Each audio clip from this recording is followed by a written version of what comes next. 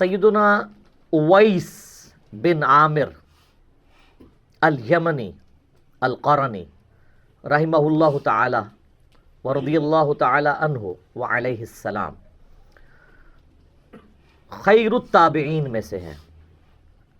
اچھا، یہ لفظ ہے اویس، ہم ویسے بول رہے ہوتے ہیں اویس، اویس لفظ نہیں ہے۔ جو الف ہے نا، جسے عربی میں حمزہ کہتے ہیں، اس کے اوپر پیش ہے، پھر واؤ کے اوپر زبر ہے، اویس، ٹھیک ہے۔ ان کا نام تھا اویس بن عامر، اور قبیلہ مراد سے یہ تعلق رکھتے تھے یمن میں، اور اس کی سب برانچ تھی قرن، اس کی وجہ سے ان کو الیمنی القرنی کہا جاتا ہے، رحمہ اللہ تعالی ورضی اللہ تعالی عنہ وعلیہ السلام۔ اہل سنت میں میرے بھائیوں 4 تابعین ایسے ہیں جنہیں اولو العزم تابعین کہا جاتا ہے۔ یعنی تابعی کون؟ جو صحابہ کرام علیہم رضوان کی صحبت اختیار کرتے ہیں، ان کی پیروی اختیار کرتے ہیں، جن کا مرتبہ صحابہ کرام کے بعد سب سے زیادہ ہے اس امت میں۔ جو بخاری و مسلم کی متفق علیہ حدیث ہے، آپ صلی اللہ علیہ وآلہ وسلم نے فرمایا سب سے بہتر زمانہ میرا، اس کے بعد ان کا جنہوں نے مجھے دیکھا، میری صحبت اختیار کی، یعنی صحابہ کا، اس کے بعد ان کا جنہوں نے ان کی زیارت کی یا صحبت کی، اور اس کے بعد ان کا جنہوں نے ان کی زیارت اور صحبت کی، یعنی صحابہ، تابعین اور تبع تابعین۔ ان کو خیر القرون، بہترین زمانوں کے لوگ۔ اس کا یہ مطلب نہیں کہ اس زمانے میں جو تھا وہ اچھا ہی تھا، ایسا نہیں، یعنی ڈومیننٹ لوگ، اچھے لوگ تھے۔ تو انہی میں سے سیدنا اویس بھی ہیں، اور جو خیر التابعین ہیں، جو تابعین کے گروہ میں سب سے افضل لوگ ہیں، ان میں 4 بندے ہیں۔ نمبر 1 سیدنا اویس بن عامر القرنی، نمبر 2 سیدنا حسن بصری، نمبر 3 سیدنا سعید ابن جبیر، اور نمبر 4 سیدنا سعید ابن مسیب۔ یہ 4 اولو العزم تابعین میں سے ہیں، اور ان میں بھی ٹاپ آف دا لسٹ سیدنا اویس ہیں، کیونکہ صحیح مسلم کی حدیث کے اندر اللہ کے محبوب صلی اللہ علیہ وآلہ وسلم نے خود ان کو خیر التابعین میں سے فرمایا ہے۔ وہ آگے میں انشاءاللہ حدیثیں بیان کر دوں گا۔ اور یہ ایسی شخصیت ہیں جن پہ سنی اور شیعہ دونوں کا اتفاق ہے۔ یہ ان کا سب سے بڑا پلس پوائنٹ ہے کہ اویس ابن عامر القرنی کو سنی اور شیعہ دونوں بزرگ تابعین میں سے مانتے ہیں، لہذا یہ ان کی یعنی جو آپ خصوصیات گنوائیں گے اس میں پروٹوکول میں ایک یہ بھی چیز ہے، ورنہ سنی شیعہ کنفلکٹ جس لیول پہ اترا ہوا ہے، یہاں پہ تو صحابہ بھی اپنے اپنے لوگوں نے منے ہوئے ہیں، سوائے چاند ایک کے جو کامن ہے، تو وہاں پہ تابعین بھی اگر کوئی کامن ہوتے ہیں تو یہ ایک بہت بڑا ایک اعزاز ہے جو سیدنا اویس ابن عامر القرنی رحمہ اللہ تعالیٰ کو حاصل ہے۔ اچھا، یہ جن 4 تابعین کے میں نے نام آپ کو گنوائے، یہ چاروں شیعان علی میں سے تھے، یعنی مولا علی کی پارٹی کے لوگ، اور انہوں نے آل امیہ کی ماریں کھائیں، پھر بھی انہوں نے اہل بیت کے فضائل بیان کرنا کبھی نہیں چھوڑے، چاہے اویس کرنی ہوں، حسن بصری ہوں، سعید ابن جبیر ہوں، اور سعید ابن مسیب ہوں۔ یہ ان 4 کے اوپر میں 1 گھنٹہ بول سکتا ہوں کہ انہوں نے کیا تکلیفیں اٹھائی ہیں اہل بیت کی شان کو پروموٹ کرنے کے لیے آل امیہ سے، چونکہ آج ٹاپک نہیں ہے، میں اس کو سکپ کر رہا ہوں۔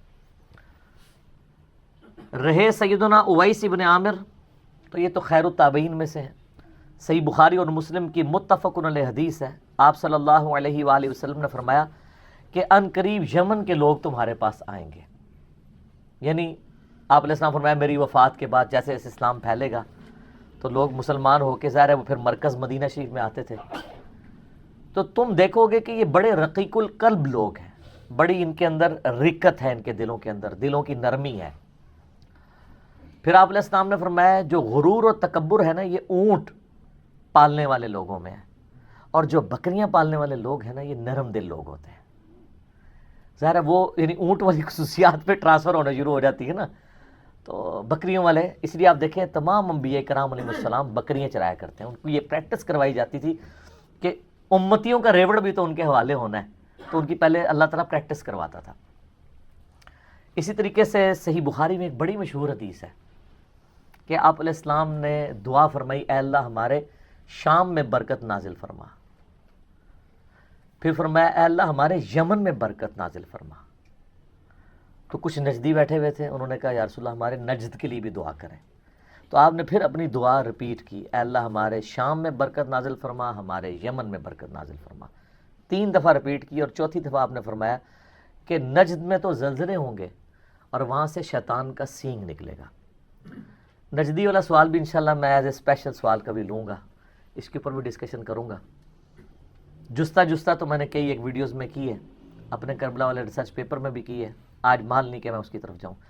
یہ حدیث میں اس لیے آپ کو سنا رہا ہوں کہ یمن وہ علاقہ تھا جس کی ایز اے ہول آپ علیہ السلام نے تعریف فرمائی کہ یہ ایمان والے لوگ ہیں، اور سٹل آج تک، اور یہ قیامت تک ان کو فضیلت حاصل ہے۔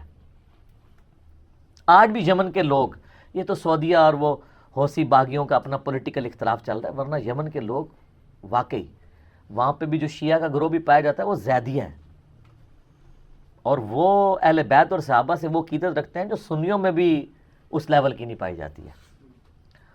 تو وہ خام خواہ کہہ دیتے ہیں وہ رافضی ہیں، وہ رافضی نہیں ہیں، وہ زیدیہ ہیں، جو واقعی ٹرو شیعہ نے علی الحمدللہ خلفائے راشدین کے ماننے والے ہیں رضی اللہ عنہم اجمعین وعلیہم السلام اجمعین۔ تو اویس کرنی جو تھے نا، یہ بھی یمن کے رہنے والے تھے، شام اور یمن جس کے لیے دعائیں کی گئیں، یمن کے رہنے والے، قبیلہ مراد کی سب ایک شاخ تھی قرن، اس کے ساتھ ان کا تعلق تھا الحمدللہ۔ اچھا، صحیح مسلم میں اوپر تلے اکٹھی 3 حدیثیں ہیں اویس کرنی کے بارے میں۔ انٹرنیشنل نمبر کے مطابق 6490 سے لے کر 492 تک، یعنی 6490، 491 اور 492۔ اس کے اوپر چیپٹر ہی ہے اویس القرنی کی فضیلت کا بیان، اور یہ تینوں حدیثیں سیدنا عمر فاروق رضی اللہ تعالیٰ عنہ علیہ السلام سے ہیں۔ یہ جو مولا علی کا ذکر آیا نا، ان احادیث میں مولا علی کا ذکر نہیں ملتا، وہ ہمارے چند وائزین نے مولا علی کا بھی بیچ میں نام داخل کر دیا۔ بیسیکلی حضرت عمر سے یہ ساری چیزیں ریلیٹڈ ہیں، جو مسلم شریف میں آپ اوپر تلے یہ 3 احادیث پڑھ سکتے ہیں۔ اب یہ وہ تینوں احادیث اتنی امپورٹنٹ ہیں کہ میں ان تینوں کو کوشش کروں گا کہ یہاں پر کور کروں۔ پہلی حدیث جو صحیح مسلم میں ہے وہ 6490 ہے، سیدنا عمر فاروق رضی اللہ تعالیٰ عنہ سے۔ آپ نے روایت کیا کہ آپ صلی اللہ علیہ وآلہ وسلم نے اویس کرنی کے بارے میں کیا فرمایا تھا۔ وہ کانٹیکسٹ حدیث کا یوں شروع ہوتا ہے کہ اہل کوفہ کا ایک وفد امیر المومنین سیدنا عمر فاروق رضی اللہ تعالیٰ عنہ وعلیہ السلام کو ملنے کے لیے آیا۔ ان میں ایک ایسا بندہ بھی تھا جو سیدنا اویس کا مذاق اڑایا کرتا تھا، حالانکہ ان کے قبیلے کا تھا۔ تو سیدنا عمر کی عادت تھی، جب بھی حج کے موقع پر لوگ آتے تھے نا، تو ظاہر ہے لوگ پھر آپ کو آ کے ملتے بھی تھے، آپ ہر سال ہی حج کیا کرتے تھے، تو لوگوں کی خواہش ہوتی تھی امیر المومنین کی زیارت بھی ہو جائے گی، اور وہ ان کے لیے پیر و مرشد بھی تھے، بیعت بھی کی ہوئی تھی، سب کچھ تھا، صحابی بھی تھے۔ تو اس وفد، جب بھی کوئی وفد آتا نا، تو خصوصاً کوفے سے، تو حضرت عمر فاروق کی عادت تھی ان سے پوچھا کرتے تھے کہ بھئی تم میں سے کوئی شخص اویس ابن عامر کو جانتا ہے؟ تو وہ جو بندہ حضرت اویس کا مذاق اڑایا کرتا تھا نا، ان کے قبیلے کا بندہ، آج بھی دیندار لوگوں کا لوگ مذاق اڑاتے ہیں، پاگل ہیں، فنیٹکس ہیں، یہ تو نہیں ہے بالکل ہی دنیا چھوڑ کے بیٹھ جاؤ، اچھا جی دین دنیا ساتھ لے کے چلو، حالانکہ جو یہ کہہ رہے ہوتے ہیں اللہ کے فضل سے نماز بھی انہوں نے کبھی پڑھی ہوتی، اور آپ کو مشورہ دے رہے ہوتے ہیں دین دنیا ساتھ، یعنی 24 گھنٹہ میں سے 12 اللہ کے لیے، 12 دنیا کے لیے، نہیں، 1 گھنٹہ نہیں دے سکتے 5 نمازوں کا وہ ملا کے کمبائن۔ تو بتایا گیا کہ یہ امیر المومنین، تو پوچھا کہ تم اہل قرن میں سے ہو؟ انہوں نے کہا ہاں جی میں قرن میں سے ہوں۔ تو انہوں نے کہا کہ میں نے نبی صلی اللہ علیہ وآلہ وسلم سے خود سنا تھا، حضرت عمر کہتے ہیں، کہ تمہارے پاس یمن میں سے ایک آدمی آئے گا اویس بن عامر، اس کی ایک والدہ ہے جس کی خدمت کی وجہ سے اس سے مشغولیت ہے، یعنی وہ میری خدمت میں اس لیے حاضر نہیں ہو سکا، کہ اپنی ماں کی خدمت کرتا ہے، اور اس کی ماں کا کوئی اور ایسا رشتہ دار نہیں جو اس کو لک آفٹر کر سکے۔ اس کے جسم پر برس کی بیماری کے داغ تھے، پھر اس نے اللہ سے دعا کی تو وہ جسم سے داغ جاتے رہے، اب صرف 1 درہم کے برابر داغ اس کے جسم پہ باقی ہے اس بیماری کا، وہ بیماری اللہ تعالیٰ نے دور کر دی ہے۔ اور تم میں سے جو شخص بھی اس سے ملے اپنی مغفرت کی دعا اس سے کروائے۔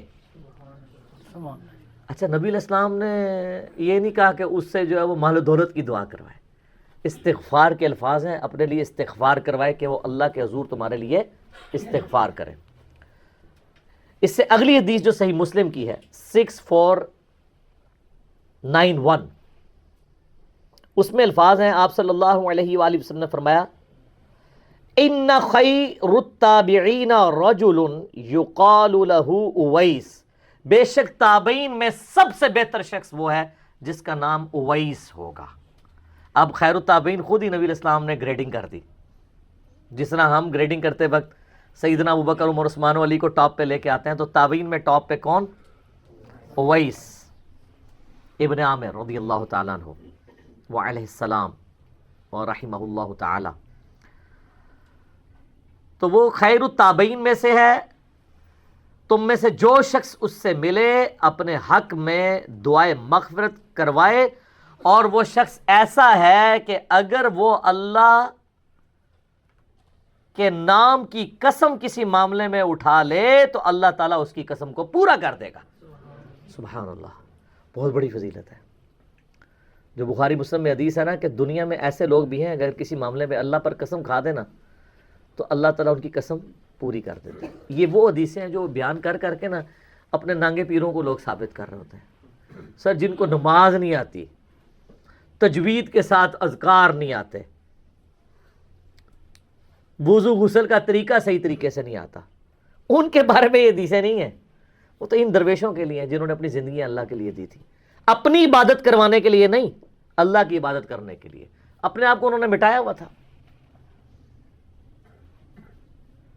یہ وہ لوگ تھے جنہوں نے کبھی یہ نہیں کہا تھا ہم اس وقت تک جنت میں نہیں جائیں گے جب تک اپنے سارے مریدوں کو نہ لے جائیں۔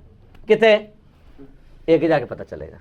یہ وہ لوگ نہیں تھے جو اتنے متکبرانہ جملے بولتے ہوں کہ تمام ولیوں کی گردن پہ میرا پاؤں ہے۔ جن کی طرف منسوب بھی کیا انہوں نے بھی نہیں یہ بولا ہوا، ہم ان کو نہیں کرٹیسائز کر رہے، ان کے جو یہ فالوورز ہیں نا ان کو کرٹیسائز کر رہے ہیں، کیوں جھوٹی باتیں ان کی طرف تم لوگوں نے منسوب کی ہیں۔ اچھا، جو تیسری حدیث ہے نا صحیح مسلم کی 6492، وہ بڑی لمبی حدیث ہے اور بڑی رکت انگیز حدیث ہے، اور وہ بھی سیدنا عمر فاروق رضی اللہ تعالیٰ عنہ علیہ السلام سے ہے۔ اس میں بھی یہ الفاظ موجود ہیں کہ ایسے اللہ کے نیک بندے جو اللہ پر قسم کھا لیں کہ اللہ ان کی قسم پوری کرے، اویس ابن عامر بھی ان میں سے ہے۔ وہ حدیث یوں ہے کہ سیدنا عمر فاروق رضی اللہ تعالیٰ عنہ کو جب حج کے موقع پر لوگ ملنے کے لیے آتے تھے نا تو ان کی عادت تھی کہ وہ ہر دفعہ ان کا انٹرویو کیا کرتے تھے، خصوصاً یمن کے جو لوگ تھے، کوفے کے لوگ تھے، کیونکہ کوفے میں بھی کرن قبیلہ آباد تھا۔ اسی طریقے سے ایک دفعہ وہ انٹرویو کر رہے تھے تو آپ نے پوچھا کہ تم میں سے کوئی شخص اویس موجود ہے؟ تو بائی چانس اس سفر کے اندر سیدنا اویس بھی آئے ہوئے تھے خود امیر المومنین کے پاس۔ تو آپ نے ان سے پوچھا تم اویس ہو؟ ان کا ہاں۔ قبیلہ کرن سے تعلق رکھتے ہو؟ ہاں۔ اچھا، تمہاری ماں ہے جس کی خدمت کی مشغولیت کی وجہ سے نبی علیہ السلام کے پاس نہیں حاضر ہو سکے تھے اور اس کی کوئی دیکھ بھال کرنے والا نہیں ہے، بوڑھی ماں کا؟ ان کا جی ہاں۔ اور تمہیں برس کی بیماری بھی تھی، پھر تم نے اللہ سے دعا کی اور اللہ تعالیٰ نے تمہاری بیماری دور کر دی اور صرف 1 درہم جتنا نشان تمہارے جسم پہ باقی رہ گیا برس کا، تم وہی ہو؟ ان کا ہاں جی میں وہی ہوں۔ تو پھر سیدنا عمر نے کہا کہ میں نے تو نبی علیہ السلام سے تمہارے بارے میں یہ سنا تھا کہ جو شخص اس سے ملے اس سے اپنے لیے دعائے مغفرت کروائے۔ ہائے ہائے ہائے ہائے، ایک صحابی تابعی کو کہہ رہا ہے۔ سر آپ ذرا امیجن کریں تو، اور تمہارے بارے میں فرمایا تھا کہ تم کسی معاملے پہ اللہ پر قسم کھا لو اللہ وہ قسم بھی پوری کر دے گا، تو تم میرے لیے دعائے مغفرت کرو۔ پہلے تو وہ تھوڑے ریلیکٹنٹ ہوئے، ظاہر ہے امیر المومنین کروڑوں ویسے کرنی سیدنا عمر کی جوتیوں پہ قربان، مرتبہ تو ظاہر ہے وہ۔ تو پھر حضرت عمر نے جب کہا کہ مجھے نبی علیہ السلام نے حکم دیا تھا تو میرے لیے دعا کرو، تو پھر انہوں نے ان کے لیے دعا کی۔ یہاں میں ایک شرعی مسئلہ بھی آپ کو بتا دوں کہ جو افضل شخص ہے وہ مفضول سے دعا کروا سکتا ہے.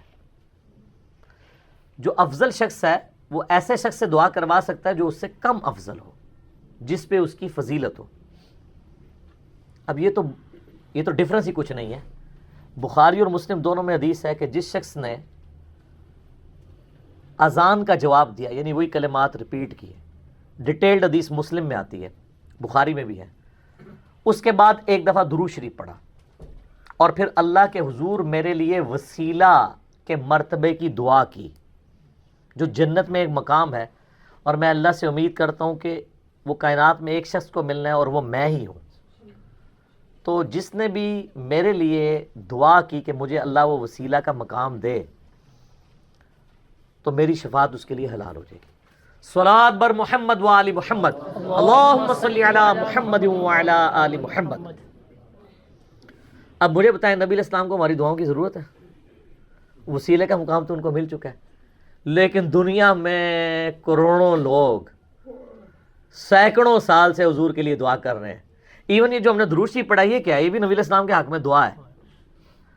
تو جو مفضول، یعنی ہم مفضول ہیں، اپنے سے بہت افضل شخصیت یعنی امام اعظم محمد رسول اللہ صلی اللہ علیہ وآلہ وسلم، جو سید الاولین والآخرین ہیں، شفیع المذنبین ہیں، رحمت للعالمین ہیں، اور خاتم النبیین ہیں، امام الانبیاء والمرسلین ہیں صلی اللہ علیہ وآلہ وسلم.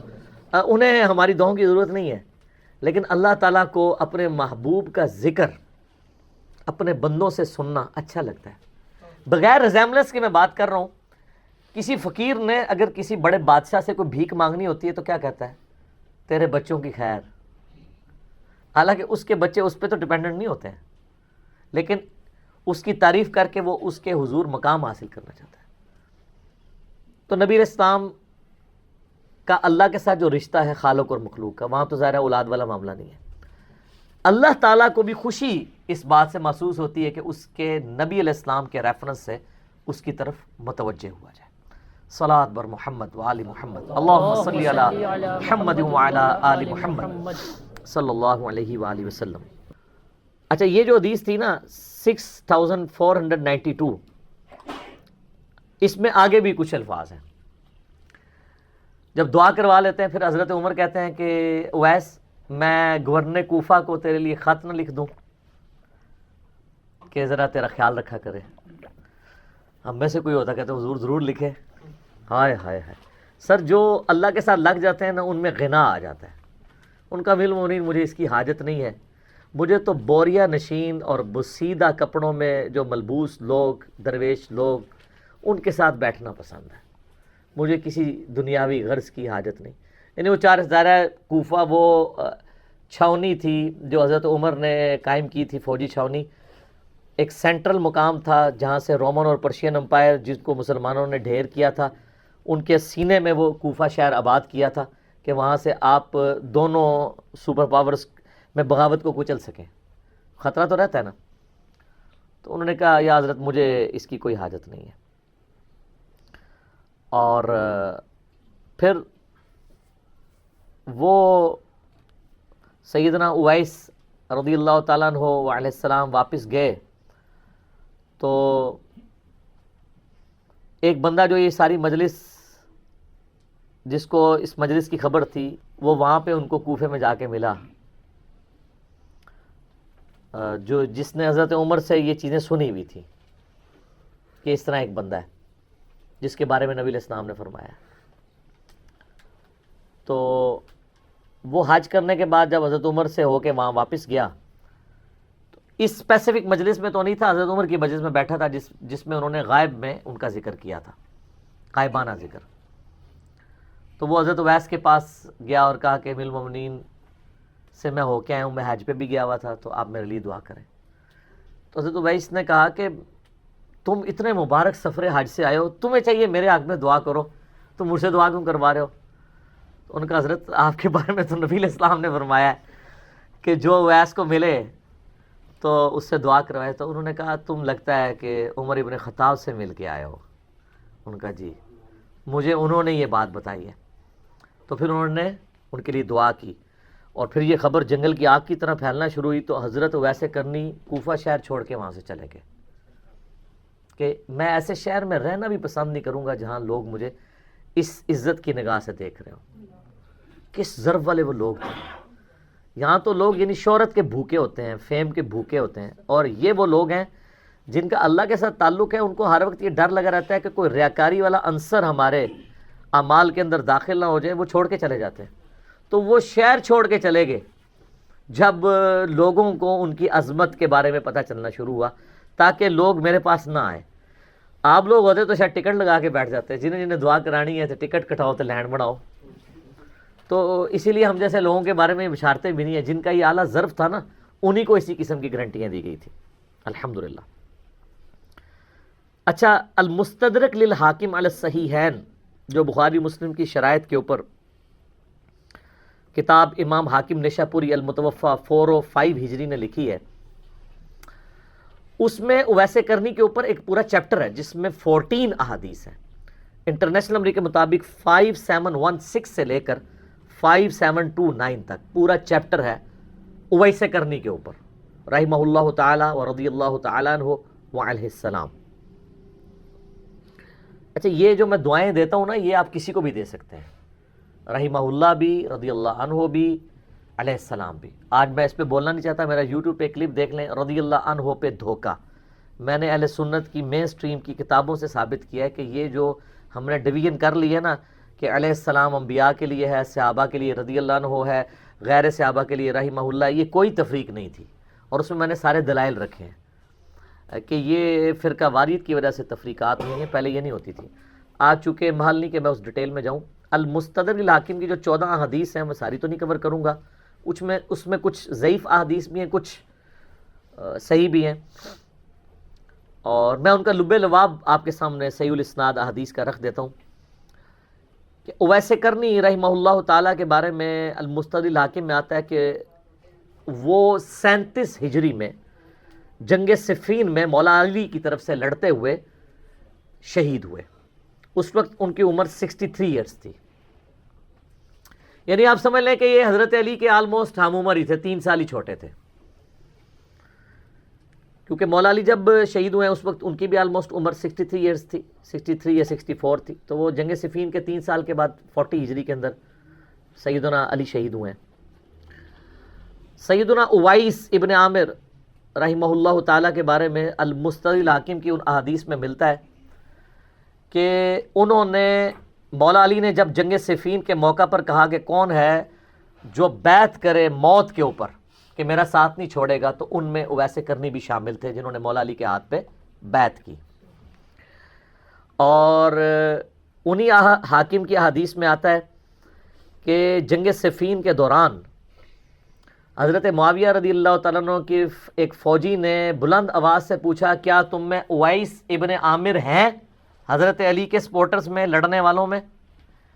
تو بتایا گیا کہ ہاں۔ تو اس نے کہا کہ مجھے نبی علیہ السلام کی حدیث پہنچی ہے کہ تابعین میں سب سے بہترین شخص اویس ابن عامر القرنی ہے۔ اس نے اپنے گھوڑے کو ایڑی لگائی اور حضرت معاویہ کی فوج چھوڑ کے حضرت علی کی طرف آ گیا وہ، اس بات پہ۔ جس طرح کہ عمار ابن یاسر کی وجہ سے کتنے لوگ آئے، حضرت معاویہ جنگ کیوں ہارے تھے صفین؟ کیونکہ جب عمار ابن یاسر کو لوگ دیکھتے تھے نا حضرت علی کی طرف، اور پھر بعد میں وہ شہید بھی ہو گئے، تو جو بخاری مسلم میں حدیث ہے صحیح بخاری میں 2812، عمار کو ایک باغی جماعت قتل کرے گی، عمار ان کو اللہ اور جنت کی طرف بلائے گا، وہ جماعت دوزخ کی طرف بلائے گی۔ تو پھر لوگ ان کے بڑے قریبی ساتھی بھی حضرت معاویہ کا ساتھ چھوڑ گئے شہادت عمار کے بعد۔ آج ٹاپک نہیں ہے اس لیے میں اس کو سکپ کرتا ہوں۔ بار سیدنا اویس کرنی رحمہ اللہ تعالی کو یہ اعزاز بھی حاصل ہے کہ انہوں نے مولا علی کے ہاتھ پر بیعت کی ہے، ان کے مریدین میں سے ہے، ان کے اصحاب میں شامل ہوئے۔ اچھا، انہی حدیث میں آتا ہے کہ نبی صلی اللہ علیہ وآلہ وسلم نے فرمایا کہ میری امت کا ایک شخص ایسا ہے کہ جس کی شفاعت سے بنو تمیم سے زیادہ لوگ، اس قبیلے سے زیادہ لوگ اللہ تعالیٰ جنت میں داخل کرے گا، اور وہ اویس ابن عامر القرنی ہے۔ کیونکہ نبی علیہ السلام کے مبارک ہاتھوں پہ بخاری مسلم میں درجنوں احادیث ہیں کہ شفاعت کا دروازہ کھلے گا۔ ونس جب یہ دروازہ کھل جائے گا نا، اس کے بعد پھر باقی انبیاء بھی شفاعت کریں گے، فرشتے بھی شفاعت کریں گے، اللہ کے نیک بندے بھی شفاعت کریں گے۔ نیک بندے وہ نہیں جو اپنی عبادت کرواتے ہیں، جو واقعی جینون نیک لوگ ہیں۔ صحابہ، تابعین، تبع تابعین اور صحیح العقیدہ جو مسلمان ہیں.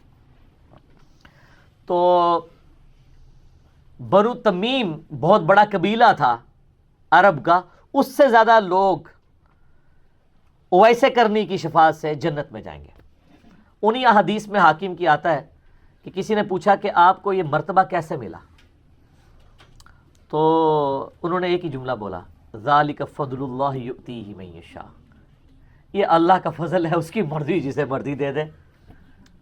ھذا من فضل ربی. انہوں نے کچھ نہیں کہا کہ میں نے بہت بڑا کارنامہ کیا. ٹھیک ہے، ہم تو ویسے اس کو اجتہاداً کہتے ہیں کہ انہوں نے اپنی ماں کی خدمت کی. ماں کی خدمت بڑے لوگوں نے کی ہوگی، بہرحال وہ اللہ کی مرضی ہے. اور بعض جو وائزین ہیں وہ ماں کو بیچ میں لا کے نا تو یہ ثابت کرنے کی کوشش کرتے ہیں بس ماں کی خدمت کر لو، بے شک نمازیں نہ پڑھو. یہ ان کی زندگی میں سے ایک پہلو تھا. اصل چیز یہ تھی کہ گاڈ کانشسنس تھی ان کے اندر. انہی حاکم کی احادیث میں آتا ہے المستدل حاکم میں کہ وہ فرمایا کرتے تھے لوگوں کو واعظ و نصیحت کرتے ہوئے جب کوئی ان کے پاس کوئی چلا جاتا تھا کہ تم اپنے آپ کو یوں سمجھو جیسے تم پوری دنیا کے قاتل ہو. اللہ کے سامنے اپنے آپ کو اس عاجزی کے ساتھ پیش کرو. ایک قتل کیا ہو تو وہ کتنا بندہ اللہ سے ڈرتا ہوگا، گویا تم نے پوری دنیا کو قتل کیا ہوا ہے نا، تو جتنے بڑے مجرم تم ہوگے نا اپنے آپ کو ہر وقت اسی طرح کا مجرم سمجھا کرو. یہ ان کے اندر خدا خوفی موجود تھی. اچھا، انہی حدیث میں ایک بڑی ڈیٹیل حدیث ہے، اس کی صحت میں گویا ویسے تو اختلاف ہے. 5726 نمبر المستدل حاکم میں حرم بن حیان والی رضی اللہ تعالیٰ عنہ علیہ السلام، وہ بھی تابعین میں سے ہیں. بس اس میں کچھ چیزیں ہیں جو میں سمجھتا ہوں انمول موتی ہیں، میں بیان کر دوں. اس میں کوئی حرج نہیں ہے کہ ہم ان چیزوں کو ڈسکس کر لیں. اس میں سیدنا اویس کرنی رحمہ اللہ تعالیٰ سے حرم بن حیان جو تھے، حرم را کے نیچے زیر ہے، یہ تابعی تھے. یہ ملنے کے لیے آئے تو کچھ نصیحتوں کے لیے کہا، تو انہوں نے نصیحت جو کی وہ قرآن سے کی. تو وہ کون سی قرآن کی آیات تھیں جو اویس کرنی نے پڑھی؟ وہ ہیں سورہ الدخان، پارہ نمبر ہے 25. اس کی چند آیات سیدنا اویس کرنی نے ان کے سامنے تلاوت کی. آیت نمبر 38 سے لے کر 42 تک. اعوذ باللہ من الشیطان الرجیم، بسم اللہ الرحمن الرحیم. وما خلقنا السماوات والارض وما بینہما لاعبین، اور ہم نے نہیں پیدا کیا آسمانوں اور زمین کو کھیل کود کے لیے، اور جو کچھ ان کے درمیان ہے اس کو کھیل کود کے لیے. یعنی یہ دنیا کھیل کود کے لیے نہیں ہے، پرپس فل ہے، اس کا ایک مقصد ہے جس کے لیے کائنات پیدا کی گئی ہے. ما خلقناہما الا بالحق، ہم نے ان کو نہیں پیدا کیا مگر حق کے ساتھ، پرپس فل، با مقصد. وَلَٰكِنَّ أَكْثَرَهُمْ لَا يَعْلَمُونَ، لیکن اکثر لوگ اس حقیقت سے ناواقف ہیں. وہی سمجھتے ہیں کھانا پینا مر جانا بس یہی مقصد ہے جس طرح جانور کر رہے ہیں. إِنَّ يَوْمَ الْفَصْلِ مِيقَاتُهُمْ أَجْمَعِينَ، بے شک جو فیصلے کا دن ہے اس دن تم سب کے سب لوگوں کو اللہ کے حضور جمع ہونا ہے. یوم لا تغنی مولا عن مولا شیئا، اس دن کوئی دوست کسی دوسرے دوست کے کام نہیں آئے گا.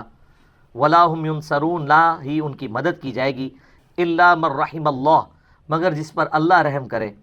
انہ هو العزیز الرحیم، بے شک اللہ تعالیٰ غالب ہے، رحم فرمانے والا ہے. یعنی قیامت کے دن کسی کی دوستی کام نہیں آئے گی سوائے یہ کہ اللہ جس پر رحم فرمائے، نہ کوئی کسی کا مددگار ہوگا. یہ وصیتیں حرم بن حیان کو کی اویس کرنی نے رحمہ اللہ تعالی کہ بھائی اپنی آخرت کی تیاری کر لو. اس پہ رکے نہیں، اس کے بعد انہوں نے کہا اے حرم تیرا باپ بھی مر گیا، ان قریب تو بھی مر جائے گا. حضرت آدم بھی فوت ہو گئے، حضرت نوح بھی فوت ہو گئے، حضرت ابراہیم بھی فوت ہو گئے، حضرت موسیٰ علیہ السلام بھی فوت ہو گئے، اور محمد رسول اللہ بھی فوت ہو گئے، اور خلیفۃ المسلمین ابو بکر بھی دنیا سے چلے گئے، اور عمر ابن خطاب بھی. تو کہنے لگے امیر المومنین عمر بن خطاب کو تو میں مل کے آیا ہوں، وہ تو زندہ ہے. تو انہوں نے کہا ان قریب تمہیں میری اس بات کا علم ہو جائے گا، یعنی ان کو بھی تو موت آنی ہے، وہ بھی تو مر جائیں گے. تم اپنے آپ کو مردوں میں شمار کرو، ہر وقت اپنے موت کے معاملے میں سیریس رہو. پھر انہوں نے درود شریف پڑھا صلاۃ بر محمد وآل محمد، اللہم صلی علی محمد وعلی آل محمد. پھر کچھ مختصر دعائیں کی اور اس کے بعد کہا کہ اے حرم، میں تمہیں نصیحت کرتا ہوں کہ اللہ کی کتاب کو مضبوطی سے پکڑ لینا. آپ کے بزرگ بابے جو ہیں وہ کہتے ہیں ہمارے بزرگوں کے شجرے پکڑ لینا. اور آپ حیران ہوں گے کہ تصوف میں یہ دونوں پرسنالٹیز ٹاپ آف لسٹ تابعین میں شمار کی جاتی ہیں، حرم بن حیان بھی اور ویسے کرنی بھی، باقاعدہ سلسلے بنائے ہوئے ہیں ان سے. اور وہ وصیت کریں قرآن کو پکڑ لینا، یعنی مردے بخشوانے کی نہیں، قرآن کی توحید پر عمل کرنا، ایاک نعبد و ایاک نستعین، یا ویسے کرنی المدد نہ کہنا، اللہ ہی کو پکارنا. اور پھر انہوں نے وصیت کی کہ نیک لوگوں کی صحبت اختیار کرنا، یعنی برے لوگوں سے بچنا جو نیکوکار ہیں. نیکوکار وہ جو اللہ کی عبادت کرواتے ہیں، اپنی پرستش نہیں کرواتے. اور کہا کہ نبی علیہ السلام پر درود شریف کثرت سے پڑھتے رہنا، اللہم صلی علی محمد وعلی آل محمد. اور چوتھی چیز فرمائی کہ اپنی موت کو یاد رکھنا. بار بار اس چیز کو انہوں نے ریپیٹ کیا.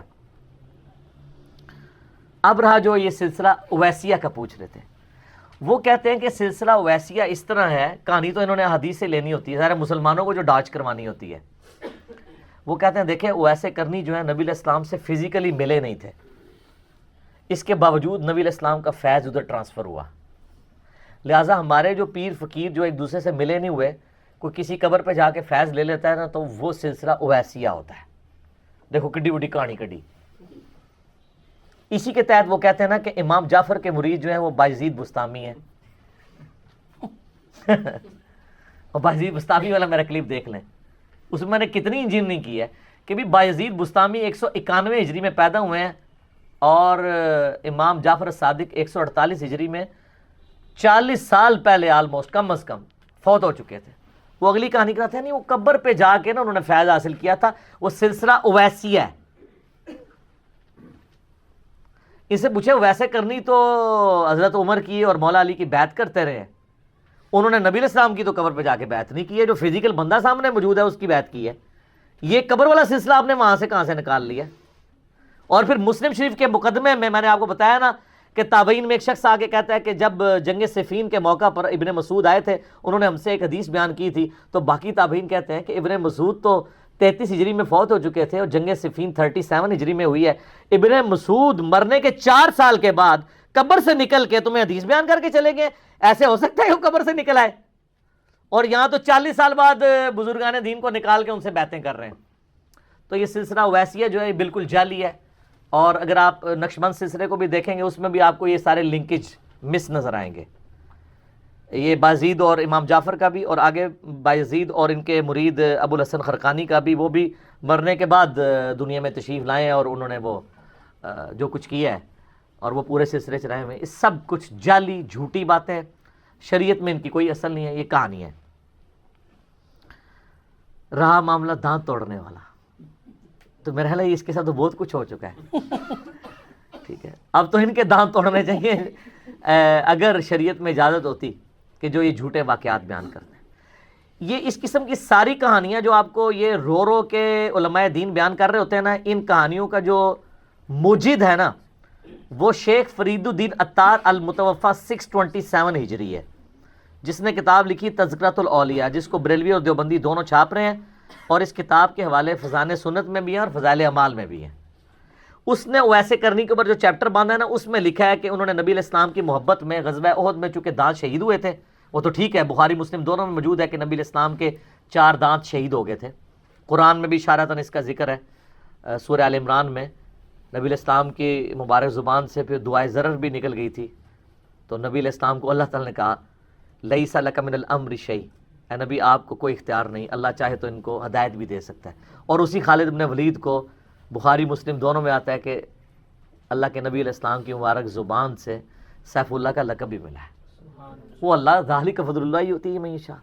اور پھر صرف لقب نہیں ملا، پھر رومن اور پرشین امپائر پہ اللہ نے مسلط کیا ہے اس پیگن کو، ایک بت پرست کو مسلمان بنا کر رومن اور پرشین امپائر الٹوائی ہیں. سیدنا خالد بن ولید پہ میرا آپ کلپ دیکھ لیں. تو وہ دانت شہید ہوئے تھے، وہ کہتے ہیں اس کی یاد میں حضرت ویسے کرنی نے اپنے دانت توڑ دیے. اور اتنی بڑی کہانی لکھی فرید الدین عطار نے کہ مولا علی اور سیدنا عمر جب ملنے گئے ویسے کرنی کو تو ویسے کرنی نے ان کو تانا دیا اس بات کا، میڑا ماریا کہ تواڈے دان تے سلامت نے، میں دیکھو پان لے جے میں وڈا عاشق رسول جے۔ لعنت ایسے عقیدے کے اوپر جو مولا علی اور سیدنا عمر کی توہین کرتے ہیں رضی اللہ عنہما وعلیہم السلام۔ ان لوگوں کا آپس میں کوئی کمپیریزن ہے مرتبے کا؟ اور وہ مولا علی کہ جس کا بیعت ہو کر جنگ صفین میں اس کے جھنڈے کے نیچے اس کا مرید بن کے اویسے کرنی شہید ہو رہا ہے، اس اویسے کرنی کے نیچے آپ مولا علی کو لگا رہے ہو، یعنی دیکھیں کدھر تک بات جاتی ہے۔ وہ مولا علی جس کے بارے میں سنن ابن ماجہ میں حدیث ہے، مسند امام احمد میں، المستدرک الحاکم میں، کچھ حصہ ترمذی میں بھی ہے کہ حسن و حسین جنتی نوجوانوں کے سردار ہیں اور ان کے باپ علی ابن ابی طالب ان سے بھی بہتر ہے۔ اور دیکھیں کہاں کہاں ملا رہے ہوتے ہیں، اور پھر یہی چیزیں کر کے نا، کیونکہ ان کو پتہ ہے کہ بھئی صحابہ کرام علیہم رضوان کہ اگر ان کو ہم اوپر لے آئیں گے تو پھر ہم اپنے بابوں کو بھی اوپر لا سکتے ہیں ترقی دے کر ہرارکی میں۔ نہیں انج نہیں ہوئے گا سر، اب ادھر ایک چیز اللہ نے بھیج دی ہے جو آپ سے کوئی غصے سے بات نہیں کرتی، صرف ریکویسٹ کرتی ہے کہ مرنے سے پہلے اے مسلمان کر لے اس پہ غور، کتابوں کا خدا اور ہے، بابوں کا خدا اور جب تو غور کر لے گا تو تیرے دل سے آواز نکلے گی کیا کہ نہ میں وابی نہ میں بابی، میں ہوں مسلم علمی کتابی۔ تو یہ بالکل صراحتاً توہین ہے، اور یہ اتنی بڑی کہانی ہے کہ تصوف میں کشف المحجوب کتاب علی بن عثمان حجویری المتوفی 465 ہجری نے لکھی، جو فرید الدین عطار سے بھی 300 سال پہلے لکھی گئی، انہوں نے بھی ویسے کرنی پہ چیپٹر باندھا ہے۔ اللہ کے فضل سے اس میں یہ واقعہ موجود نہیں ہے، وہ تھوڑی علمی شخصیت ہے تو ان کو بھی شرم آئی کہ میں اس طرح کا واقعہ نہ لکھوں۔ فرید الدین عطار نے بعد میں یہ لکھا ہے، یعنی ایون تصوف کی کتابیں بھی جو سینئر کتابیں ہیں، سینئر بزرگوں کی لکھی ہوئی، ان میں بھی یہ واقعہ نہیں ہے۔ اب کئی علماء ہیں جنہوں نے ایون بریلوی مکتبہ فکر کے عالم میرے استادوں میں سے ایک ہیں، میں نے بہت کچھ ان سے لرن کیا ہے، مفتی اکمل صاحب، انہوں نے خود ڈینائی کیا ہے کہ یہ واقعہ ٹھیک نہیں ہے، لیکن یہ واقعہ بکتا ہے۔ اس کو زیادہ بیچا ہے شیعہ نے اپنے ماتم کے جواز میں، اس میں ماتم کے حق میں جو یہ 3 دلائل دیتے ہیں، میرا کلپ ملینز آف پیپل تک پہنچے، آپ لکھیں ماتم کے حق میں دلائل، اہل تشیع کے علماء کو میں نے جواب دیا، اس میں ایک دلیل یہ پکڑتے تھے، اور میں نے ان کو اینٹی وینم والا جواب دیا کہ مجھے آپ یہ بتائیں کہ مولا علی بڑے عاشق رسول ہیں یا ویسے کرنی؟ مجھے تو ویسے یہ سوال کرتے ہوئے بھی شرم آ رہی ہے، لیکن ہمیں بعض اوقات اس لیول پہ اترنا پڑتا ہے۔ تو سر بخاری اور مسلم دونوں اٹھا کے دیکھیں، سہل ابن سعد السعدی جلیل القدر اصحاب میں سے ہے، سابقون الاولون میں سے، یہ وہی ہیں جن کے بارے میں صحیح مسلم میں آتا ہے کہ آل امیہ نے ان کو بلا کر کہا، صحیح مسلم 6229 نمبر حدیث، کہ تم ممبر پہ آ کے حضرت علی پہ لعنت کرو اور کہو لعن اللہ ابا التراب۔ انہوں نے کہا میں کبھی مولا علی پہ لعنت نہیں کروں گا، ٹھیک ہے؟ تو بڑی رکت انگیز حدیث ہے، میں بیان نہیں کر سکتا، کئی لیکچرز میں نے بیان کیے، وہ آپ دیکھ سکتے ہیں۔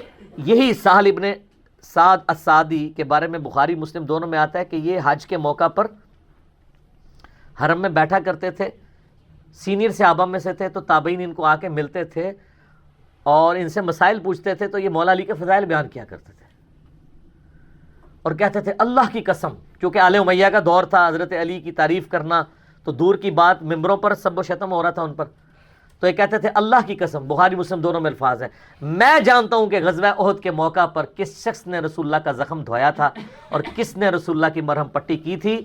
جب نبی علیہ السلام کے دانت شہید ہوئے تھے، آپ کا خون نہیں رکتا تھا، تو مولا علی ایک ڈھال میں پانی لے کر آئے تھے، الٹا کر کے وہ پیالہ ہی بن جاتا ہے، اور وہ پانی نبی علیہ السلام کے زخم پہ ڈالتے تھے اور سیدہ فاطمہ اس زخم کو دھوتی تھی، اور جب وہ خون نہیں رکتا تھا تو سیدہ فاطمہ نے ایک بوریا جلا کے اس کی راکھ اس پہ رکھی، اینٹی سیپٹک بھی ہوتی ہے، خون بھی روک دیتی ہے، تو خون رک گیا تھا، وہ مولا علی تھے۔ تو میں بڑے احترام سے عرض کروں گا کہ جس مولا علی نے اپنے سامنے نبی علیہ السلام کے دانت شہید ہوتے نہ صرف دیکھے بلکہ مرہم پٹی کرنے والوں میں شامل ہیں، انہوں نے تو اپنے دانت نہیں توڑے، اگر یہ کوئی عشق کی نشانی ہوتی تو وہ پوری کر لیتے۔ اور نبی علیہ السلام کی اپنی بیٹی جن کے بارے میں بخاری مسلم میں آتا ہے جنتی عورتوں کی سردار ہیں، انہوں نے اپنے دانت نہیں توڑے۔ تو ویسے کرنی نے اگر یہ کیا ہے تو کون سا کمال کیا ہے؟ کیا ہی نہیں، جھوٹ ہے، یہ ان کی طرف بالکل غلط منسوب کیا ہے۔ سیدنا اویس ابن عامر اس سے بری ہیں، ان کی فضیلت کے لیے کتنی حدیث تو میں نے بیان کر دی ہیں، آپ جعلی روایتیں بیان کریں گے کسی کو اوپر کرنے کے لیے، تو یہ طریقہ ٹھیک نہیں ہے۔ رہا کیلا، تو سر شیخ گوگل حافظہ اللہ سے پوچھ لیں کہ یہ کیلا کس صدی میں دنیا میں آیا، تو وہ آپ کو کیلے کی ہسٹری بتا دے گا۔ سر کیلا تو لاکھوں سال سے دنیا میں ایگزسٹ کرتا ہے، ہو سکتا ہے آپ شیخ گوگل کی بات نہ مانیں، تو سر قرآن میں سورۃ الواقعہ کھول کے دیکھ لیں، قرآن میں کیلے کا ذکر ہے، طلح منضود، کیلوں کے گچھوں کا ذکر ہے، یعنی جنت میں یہ کیلے دیے جائیں گے۔ تو کیلوں کا اگر ذکر قرآن میں آیا ہے تو ان سے مخاطب تھا اللہ تعالیٰ، جن کو پتا تھا کیلا کسے کہتے ہیں۔ تو صحابہ کرام کے زمانے میں کیلا تھا، لوگ کھاتے تھے، ویسے کرنے کے لیے کیلا نازل نہیں ہوا، کیلا بہت پہلے کا نازل ہوا تھا۔ تو یہ بھی بالکل کہانی ہے، اور یہ اتنی بڑی کہانی ہے یہ کسی صوفی نے بھی نہیں لکھی ہوئی۔ وہ دانت توڑنے والی تو فرید الدین اطہار نے پھر لکھی نہ، وہ کہانی کہیں لکھی ہوئی بھی ہے جعلی، یہ وہ کہانی ہے جو عوام نے گھڑی ہے۔ تو سر عوام کو بھی آ کہنا، جب بابے گھڑتے ہیں وہ کہتے ہیں ایک سر ساڑی بھی ایڈ کر لو، اسی کیوں پیچھے رہ جائیے۔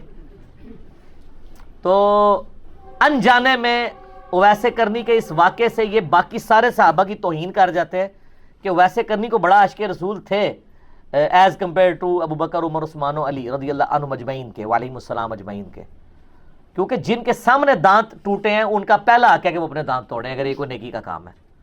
یہ تو اپنے آپ کو تکلیف دینا تو یہ تو حرام ہے، ایسا کبھی ہو نہیں سکتا۔ سنن ابی داؤد میں حدیث ہے جس نے مردے کی بھی ہڈی توڑی نا، گویا اس نے زندہ کی ہڈی توڑی، مردے بندے کی بھی آپ ہڈی نہیں توڑ سکتے، تو کوئی بندہ خود اپنے آپ کو اس طریقے سے نقصان پہنچائے گا، یہ اسلام کے مزاج کے خلاف ہے۔ اسی لیے میں کہتا ہوں کہ اللہ کا شکر ہے کہ گوروں کو اردو نہیں آتی اور آپ لوگوں کو انگریزی نہیں آتی، ورنہ وہ دین کا مذاق اڑائیں گے آپ کے یہ سارے واقعات سن کے کہ کانوں میں سے دھواں نکلے گا۔ اور میں آپ کو یہ تحدیث نعمت کے طور پہ کہہ رہا ہوں، تکبر کے طور پہ نہیں۔ اگر یہ پلیٹ فارم ہمارا نہ ہوتا نا، یہ آپ لوگوں کو کچھ عرصے بعد باتیں سمجھ آ جائیں گی، آپ کی ینگ جنریشن نے دین سے متنفر ہو جانا تھا، جو کہانیاں کروائی تھیں انہوں نے، سیکولر ہو جانا تھا انہوں نے کہ یار یہ کیا کس قسم کا دین یہ پیش کر رہے ہیں۔ اس لیے میں بار بار ریکویسٹ کرتا ہوں کہ سب لوگوں کو جن کے ساتھ آپ بیٹھ کے ہالی ووڈ کی فلمیں دیکھتے ہیں سینموں میں جا کے، ایک دفعہ سر ایچ ڈی سکرین کے اوپر ہماری ایچ ڈی ریکارڈنگ والی مجلس نمبر 100 کتابوں کا خدا اور ہے بابوں کا خدا اور ایک بار ضرور دکھائیں، جس میں نے 50 مثالیں بیان کی ہیں۔ دنیا کی کوئی فلم، کوئی تفریح پروگرام آپ کو وہ انٹرٹین نہیں کرے گا جو وہ کرے گا، اور ساتھ آپ کے عقیدوں کی اصلاح بھی ہوگی انشاءاللہ تعالی۔ تو وہ میں بار بار کہہ رہا ہوں وہ دیکھیں۔ باقی کربلا کا چونکہ ذکر ہوا، کربلا تو ہر جگہ آ جاتی ہے، کیا کریں۔ تو میرا خیال ہے ہم چلتے چلتے اپنے ریسرچ پیپر کا تعارف اسی کے ساتھ کروا دیتے ہیں۔ یہ میرے بھائیوں میرا ریسرچ پیپر ہے، واقعہ کربلا کا حقیقی پس منظر 72 صحیح الاسناد احادیث کی روشنی میں، جس میں نے 72 کا ٹائٹل شہدائے کربلا کی نسبت سے لیا۔ احادیث 200 سے زیادہ ہیں، اکثر احادیث بخاری اور مسلم سے ہیں، باقی کتابوں سے بھی ہیں، ان پہ تحقیم ہوئی ہے، شیخ البانی کی، شیخ زبیل زئی رحمہ اللہ تعالیٰ کی، شیخ شعیب ارنوت کی رحمہ اللہ تعالیٰ، رحمہم اللہ اجمعین۔ یہ عربی میں بھی ہے، اردو میں بھی ہے، ہندی میں بھی ہے، انگلش میں بھی ہے، آپ ہماری ویب سائٹ سے ڈاؤن لوڈ کر سکتے ہیں، اس کو ضرور پڑھیں۔ اس میں نے سیدنا عمر کی شہادت سے لے کر، بلکہ خلفائے راشدین سے لے کر سیدنا عثمان کی شہادت، اس کے بعد جنگ جمل صفین نہروان، پھر اس کے بعد سیدنا علی کی شہادت، اور حضرت معاویہ کا دور ملوکیت، صلح حسن، یزید کی ولی عہدی، ٹل سیدنا حسین کی شہادت تک ساری چیزیں احادیث سے کور کی ہیں، حکمرانوں کی لکھوائی ہوئی تاریخ سے نہیں۔ اور اس کی ہارڈ کاپی آپ بالکل فری منگوا سکتے ہیں، اور صرف آپ کو ڈاک کا خرچہ دینا ہوگا ٹی سی ایس کا۔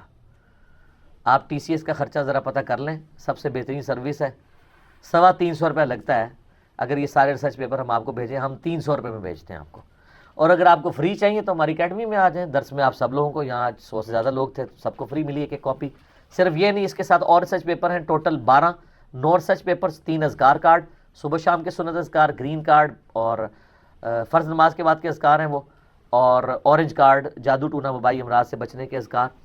آپ یہ ڈاک میں صبح 9 سے شام 5 بجے تک ہماری اکیڈمی میں رابطہ کر سکتے ہیں، +923215900162، پاکستان میں کریں گے تو 032159000162 ہمارا نمبر ہے۔ رابطہ کریں اور آپ یہ منگوا لیں. یہ لوگ کہتے ہیں ولی بھائی تو کہتے ہیں مفت اور آپ 300 مانگ رہے ہیں, تو سر جائیں ٹی سی ایس کا ریٹ پوچھ لیں. اور آپ کہتے ہیں نہیں ہم ٹی سی ایس کا خرچہ بھی آپ کا اٹھائیں, تو سر پھر ہم کتنا اٹھا سکتے ہیں, ہم تو فنڈ بھی کسی سے نہیں لیتے ہیں, نہ چندے اکٹھے کرتے ہیں. تو آپ فری لینا ہے, ادھر آ جائیں, آپ کو فری دے دیں گے. اکیڈمی میں آ کے لیں, ایک ایک کاپی آپ کو سارے سرچ پیپر کی فری ملتی ہے, باقاعدہ ڈاک کے لفافے میں ڈال کے بڑے مینیجیبل فارم میں. تو بس ڈاک میں منگوائیں گے تو پھر ظاہر ہے اس کی آپ کو ڈاک کے چارجز تو دینے بنتے ہیں. 350 جو ہے وہ آپ چاہے ایک پاؤ بھی چیز بھجوائیں تو اس کا خرچہ ہے, 1 کلو تک 350 روپے فکس ریٹ ہے ان کا. تو یہ آپ ریسرچ پیپر منگوائیں تو آپ کو کئی حقائق پتہ چلیں گے. اس کا ذکر میں نے صرف اس لیے کیا چونکہ ویسے کرنی کے ساتھ مولا علی کی شان جڑی ہوئی ہے, چونکہ حاکم میں بار بار یہ روایت آئی ہے کہ ان کی شہادت جنگ صفین میں مولا علی کی طرف سے لڑتے ہوئے ہوئی ہے. تو پھر ویسے کرنی کا ذکر کربلا سے اور صفین سے ہٹ کے کیسے ہو سکتا ہے. یہ جتنا بھاگتے ہیں نا جی اس ٹاپک سے, یہ ہانٹ کرتا ہے ٹاپک ان کو. یہ کوئی ٹاپک ڈسکس نہیں کر سکتے حسین کے بغیر رضی اللہ تعالیٰ عنہ علیہ السلام. اور ایسے کرنے کی بھی بایوگرافی آپ مولا علی حسن حسین کے بغیر ڈسکس نہیں کر سکتے. جو بھی چیز ڈسکس کریں گے تو کہیں نہ کہیں وہ چیزیں آ جائیں گی. ٹھیک ہو گیا جی, جزاکم اللہ خیر.